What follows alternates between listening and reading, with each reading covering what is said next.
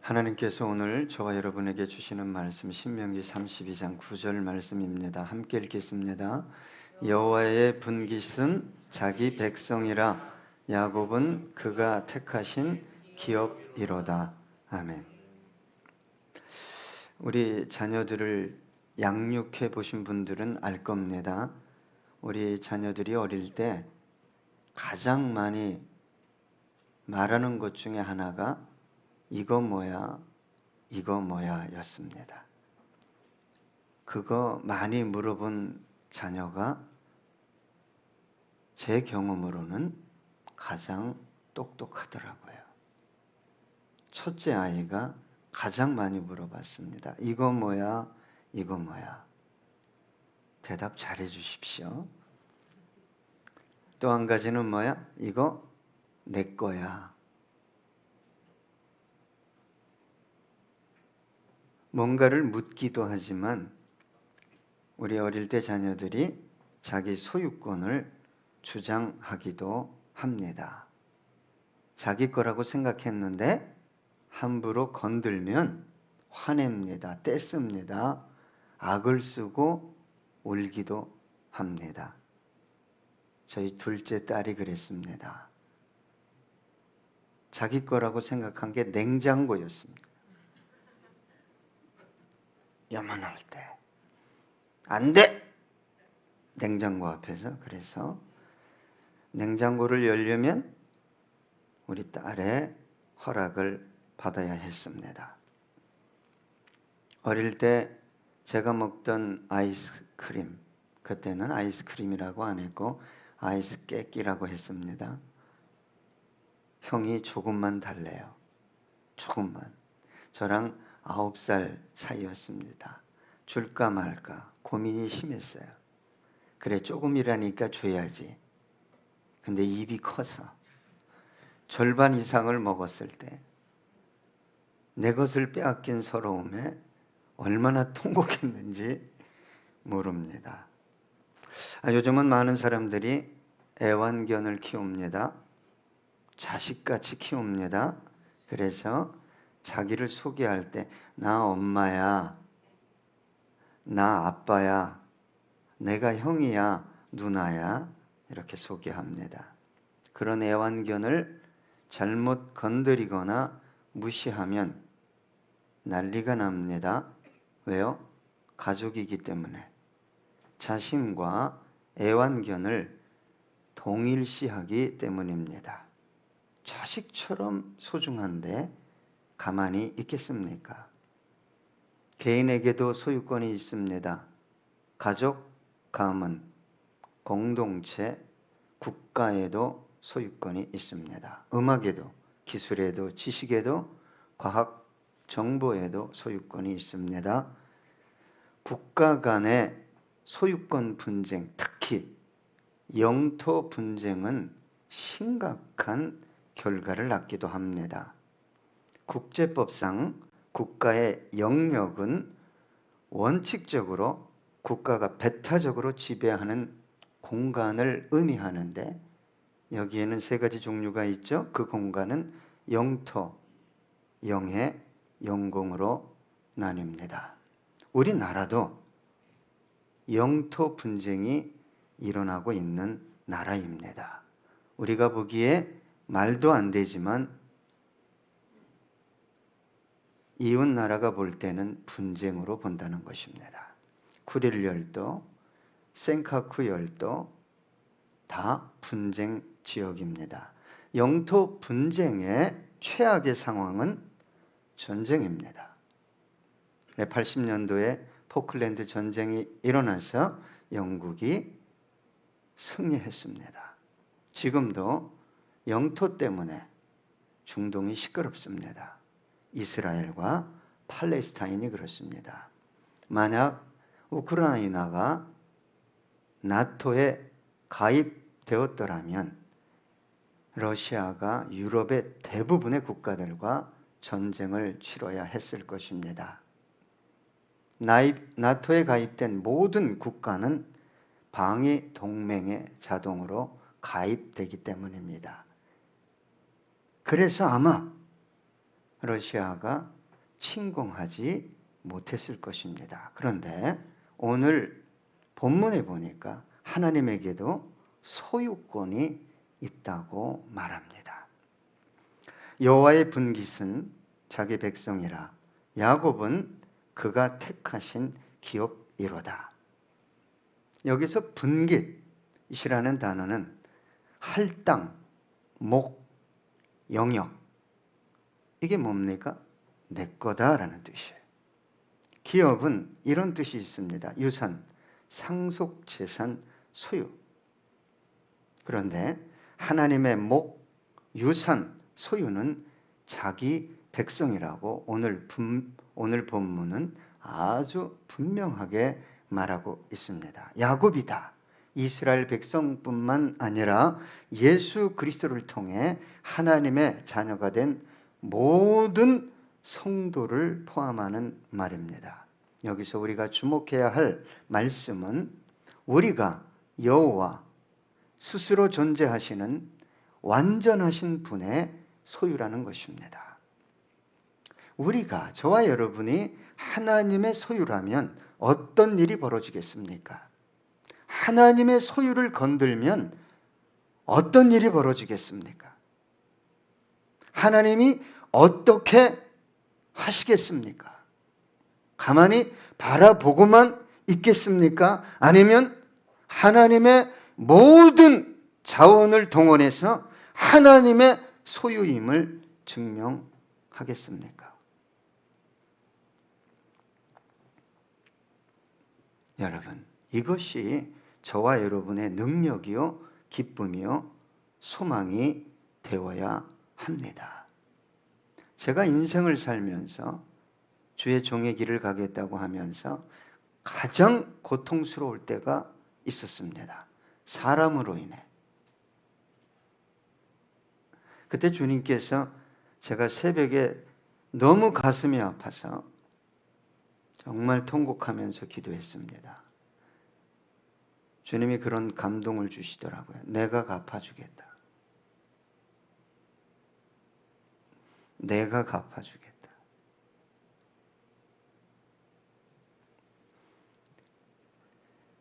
세상 사람들도 다투고 소송하고 전쟁을 불사하면서까지 소유권을 되찾아오려고 합니다.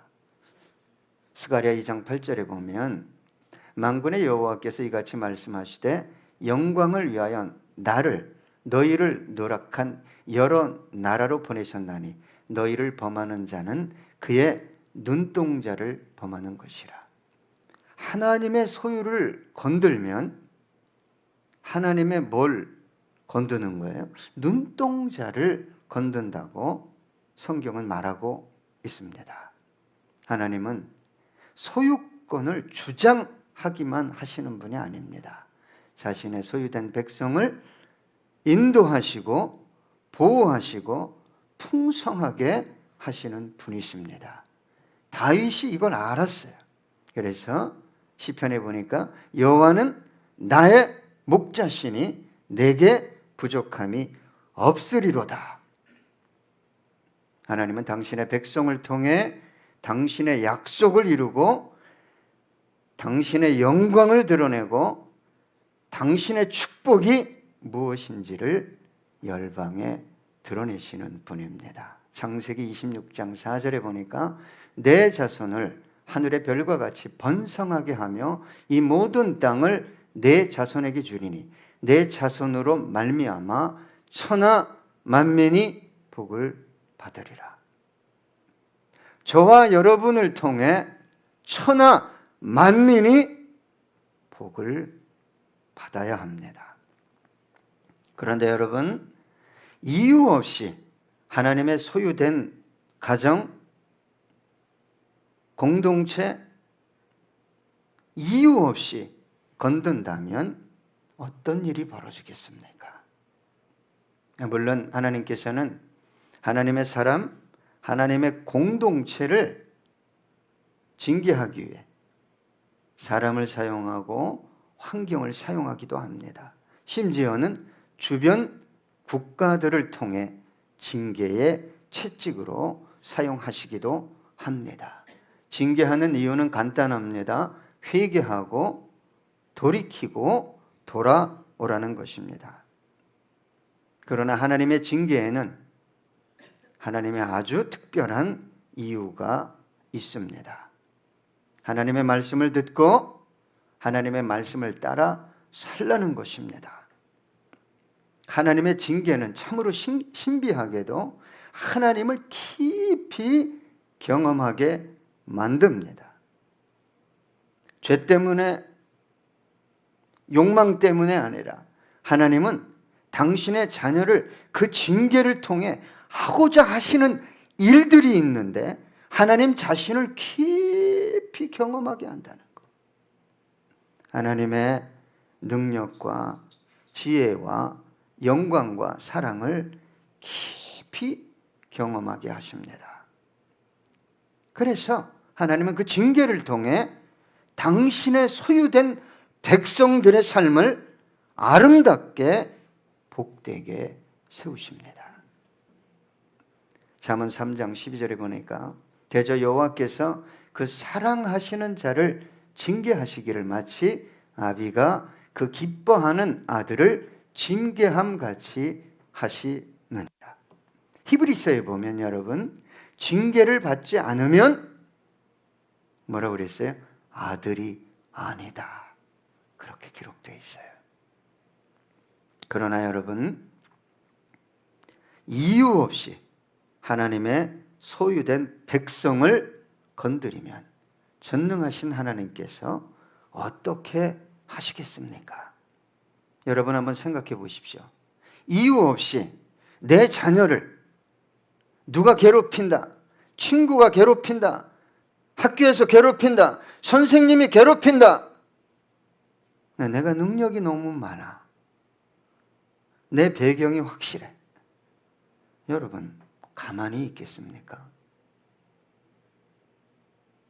요즘은 죄송하지만 자기 자녀가 잘못했는데도 불구하고 학교 가서 난리를 칩니다. 이유가 뭘까요? 지가 지독하게 사랑하는 쥐 새끼 말만 들으니까, 객관적으로 판단을 못하니까 난리를 치게 되는 것입니다. 여러분, 우리 그리스도인들이 사자같이 담대해야 할 이유가 여기에 있습니다. 그래서 사도 바울이 그 고난, 절망 가운데에서도 이렇게 외쳤어요. 사망아, 너의 이기는 것이 어디 있느냐? 사망아, 너의 쏘는 것이 대체 어디 있느냐? 너는 생명에게 삼킨 바 되리라. 저와 여러분은 자신의 능력으로 살아가는 사람들 아닙니다. 하나님의 능력으로 살아가는 사람들입니다. 여러분, 하나님의 영광을 위해 저와 여러분은 담대해야 할 뿐만 아니라 모든 필요를 하나님 보좌 앞에 나아가 담대히 뭐 해야 됩니까? 구해야 합니다. 저와 여러분은 하나님의 것입니다. 하나님의 소유된 백성 곧 하나님의 자녀들입니다. 하나님은 자녀들에게 가장 좋은 것을 주시겠다고 성경 구석구석마다 약속하셨습니다. 우리는 단순한 소유가 아닙니다. 아주 특별한, 각별한 소유입니다. 그래서 하나님은 저와 여러분을 통해 하나님의 영광이 무엇인지를 드러내기 원하십니다. 이사야서 49장 3절, 내게 이르시되 너는 나의 종이요 내 영광을 내 속에 나타낼 이스라엘이라 하셨느니라. 여러분, 하나님은 모든 것을 준비하고 인간을 창조하셨어요. 에덴 동산을 선물로 주셨어요. 이제는 에덴 동산보다 더 아름다운 하늘나라까지 누가 준비하고 계십니까? 우리 주님께서. 준비가 완료되면 오십니다. 여러분, 이 나라를 위해 저와 여러분이 믿음으로 구하면 다 주시겠다고 우리 주님은 약속하셨어요. 로마서 8장 32절에 보니까 자기 아들을 아끼지 아니하시고 우리 모든 사람을 위하여 내어 주신 이가 어찌 그 아들과 함께 모든 것을 우리에게 주시지 아니하겠느냐. 그런데 여러분, 저와 여러분의 삶에 고난이, 고통이, 심지어 가난이, 절망과 연약함이 난무합니다. 때로는 허물과 죄로 인해 고통을 당하고 넘어지기도 합니다. 그러나 이걸 아셔야 합니다. 우리는 하나님의 소유입니다. 이 모든 것을 하나님께서 안고 가십니다. 왜요? 당신의 소유이기 때문입니다. 이 모든 것을 안고 가실 뿐만 아니라 그 모든 것을 회복하기 원하시는 분이 저와 여러분의 소유주 되신 하나님이십니다. 하나님은 저와 여러분의 모든 것을 연약함, 무지, 무능, 고집, 아집 이 모든 것들을 이미 알고 계셨어요. 그럼에도 불구하고 우리를 당신의 소유로 삼으셨습니다. 광야 이스라엘 백성들이 원망할 거 알았어요. 며칠 지나면, 몇 날 지나면 불순종할 거 다 아셨습니다. 그럼에도 불구하고 당신의 소유 삼으셨어요.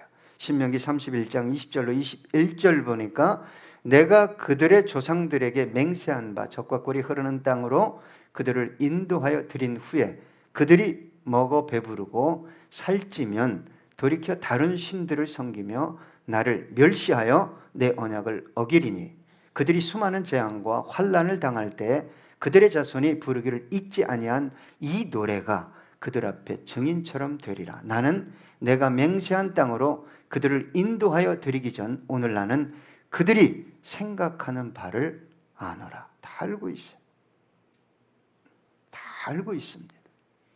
베드로가 주님 부인할 거 모르고 부른 게 아닙니다. 세상은 결코 그런 법이 없어요. 이놈이 내 돈 빼앗아갈 놈이야. 나 팔아먹을 놈이야. 나 망칠 놈이야.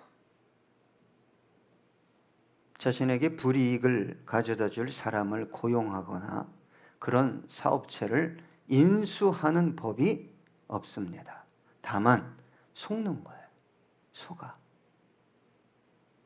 10년 잘해주고 막 더 잘 섬기고 동네에서 저 사람은 법도 없이 살아갈 사람이야 했는데 한순간에 다 쓸어가지고 도망가는 일들이 있습니다. 여러분 명심하십시오. 나에게 잘해준다고요? 예? 내가 보기에 괜찮다고요? 사람은 믿음의 대상이 아닙니다. 여러분, 사람은 어떤 대상이에요? 섬기세요. 그냥 섬기고 나누세요. 특히 지체를 섬길 때는 이자를 받지 말고 될 수 있으면 구제한다고 생각하고 거저 주십시오.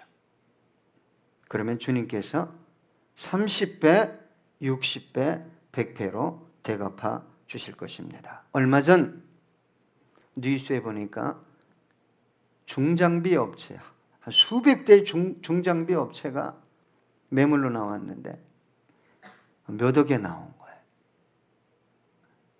그러니까 이분이 야 이거 한 대만 해도 뭐 5천만 원씩 막 1억씩 되는 장비인데 인수한 거예요.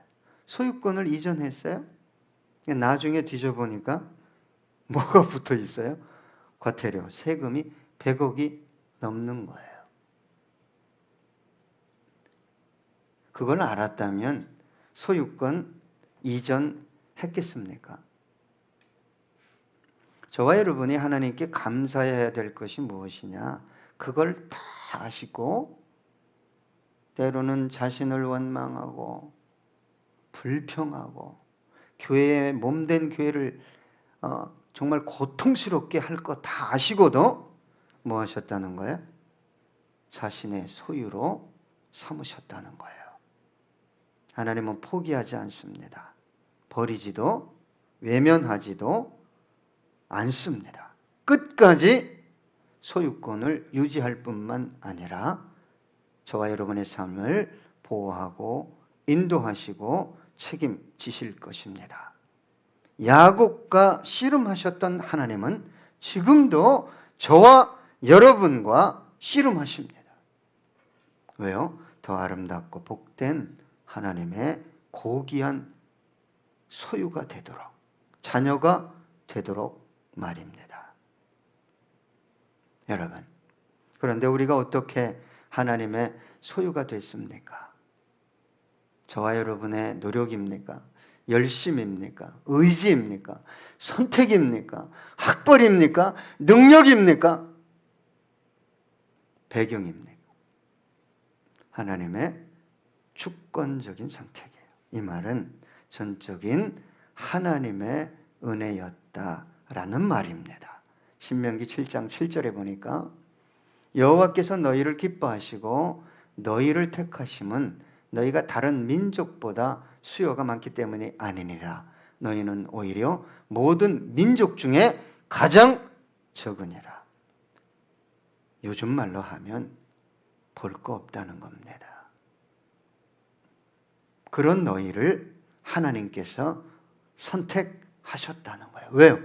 당신의 뜻을 이루고 영광을 드러내기 위해서. 하나님은 부족한 게 없으셨어요. 완전하고 완벽한 만족 안에 거하셨습니다. 이 말은 부족한 것을 전혀 느끼지 않는 상태에서 스스로 영원히 존재하는 분이셨다는 것입니다. 그런데 하나님께서 저와 여러분을 소유 삼으셨어요. 저와 여러분은 하나님의 것입니다. 여러분의 고민, 허물, 죄악, 두려움, 절망, 낙심하는 모든 것까지 누구의 것입니까? 하나님의 것이. 왜요? 하나님의 소유이기 때문입니다. 여러분이 집을 사면 고장이 나고 헐고 문제가 생기면 옆집 아저씨가 무료로 고쳐줍니까? 누가 고칩니까? 내가 내 돈 들여 고쳐야 합니다. 하나님도 동일합니다. 우리의 모든 연약함, 부족함, 허물과 죄까지도 누가 책임집니까? 우리 하나님께서 책임지십니다. 우리에게 다가올 모든 고통의 문제까지도 그렇게 하십니다. 그런데 여러분, 하나님의 소유인 우리의 삶에 결정적인 장애 요소가 한 가지 있습니다. 소유권을 되찾아갔다는 거예요. 이 말이 뭡니까? 자신의 삶의 주인이 자신이 되어서, 소유주가 되어서 자기가 모든 것을 자기 생각과 경험의 기준으로 판단하고 헤아리고 선택하고 결정한다는 것입니다.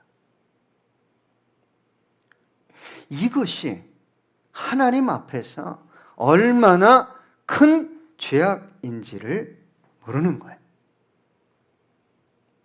여러분, 소유권이, 내 삶의, 내 인생의 소유권이 나에게 있다는 것은 잘 들으셔야 합니다.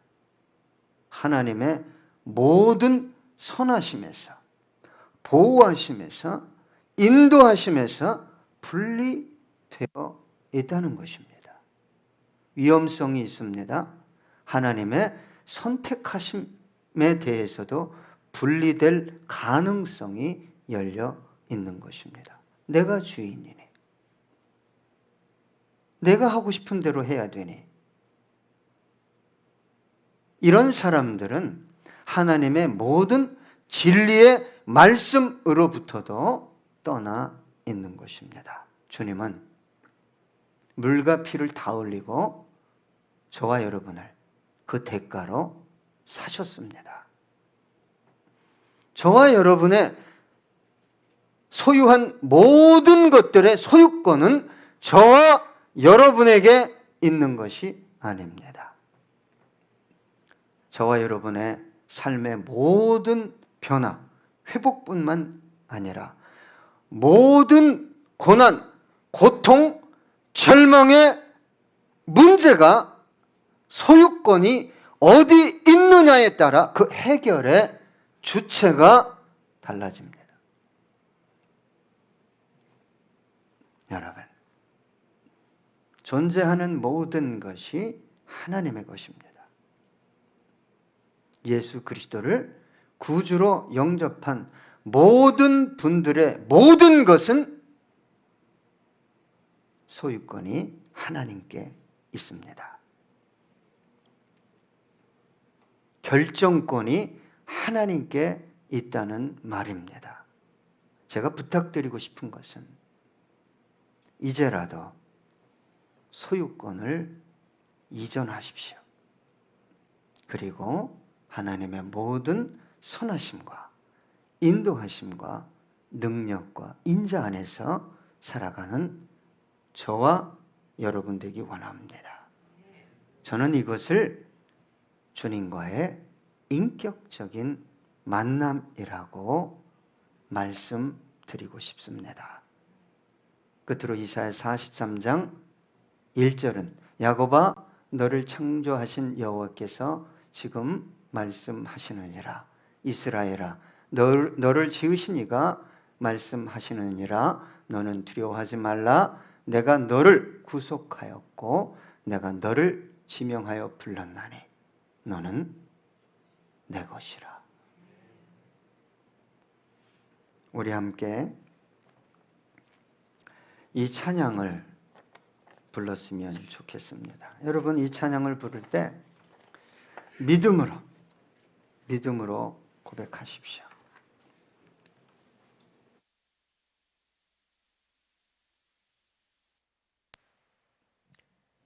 우리 함께 믿음으로 고백합니다.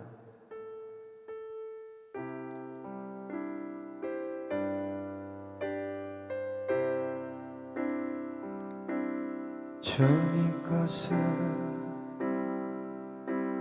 내 것이라고 고집하며 살아왔네.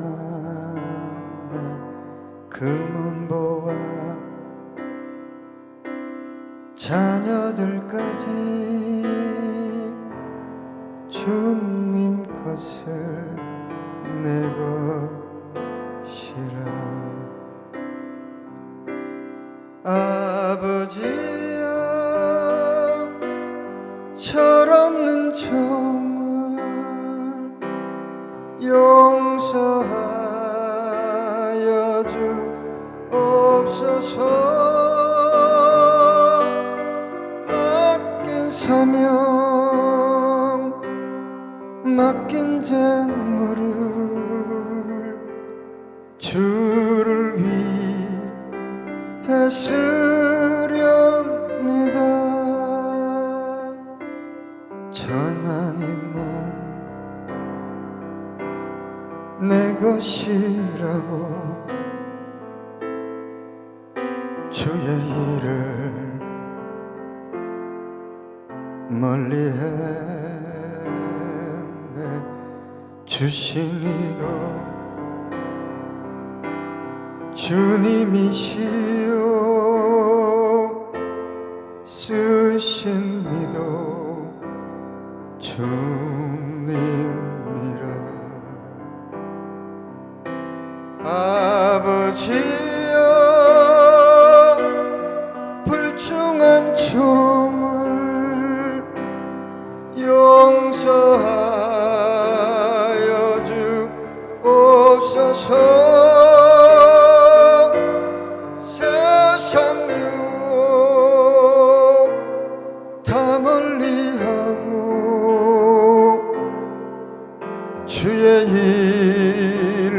받기만 하렵니다. 우리 함께 고백합니다. 주님 사랑 받기만 하고 감사할 줄 몰랐었네. 주님 말씀 듣기만 하고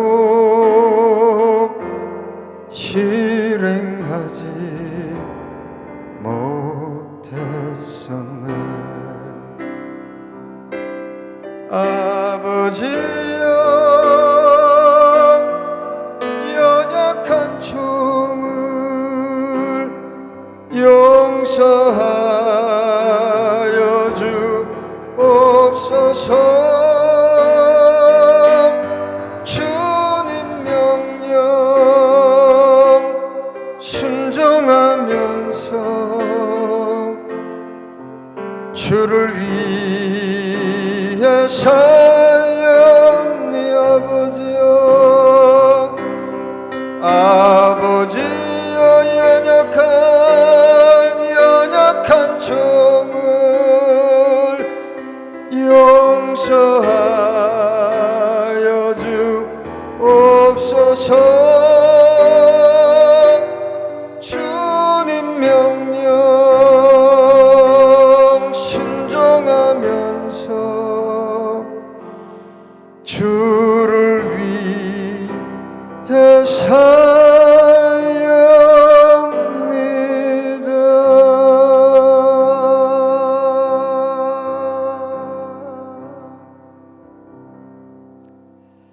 기도하겠습니다.